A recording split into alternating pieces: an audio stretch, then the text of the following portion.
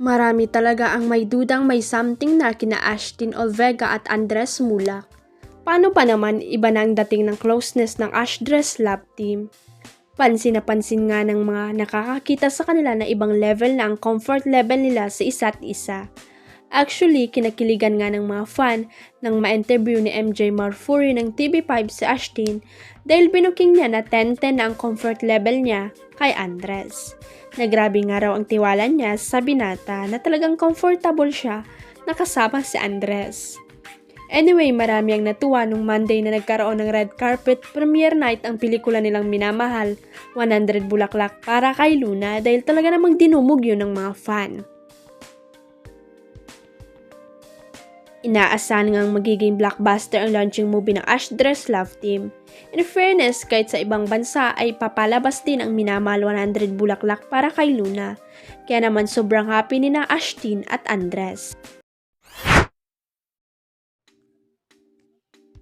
Mariing pinabulaanan ni Gerald Anderson na ang volleyball player na si Vanny Gandler ng Signal PH ang dahilan kaya sila naghiwalay ni Julia Barreto.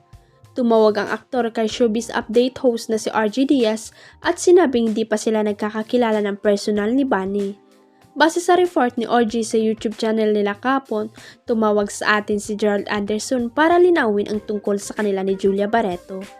Una na riyan ay hindi si Vanny Gandler ang dahilan ng hiwalayan, matagal na raw itong Vanny Gandler issue, pero ito yaw ay walang katotohanan talaga. Hindi nga raw niya ito nakikilala ng personal, nakakausap, nakaka-text o nakatawagan. Nanood lang daw siya ng laro ng volleyball pero para hindi para tutukan si Vanny, inililin lang siya rito. Sabi pa ni Gerald na iba ang dahilan ng hiwalayan nila ni Julia at inako rin niya na siya ang may kasalanan ng breakup nila ni Julia.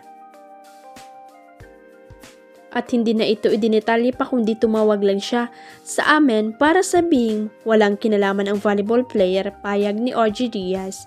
Nabanggit pang durog na si Gerald sa mga nababasa at naglalabasang issue saan ni RG.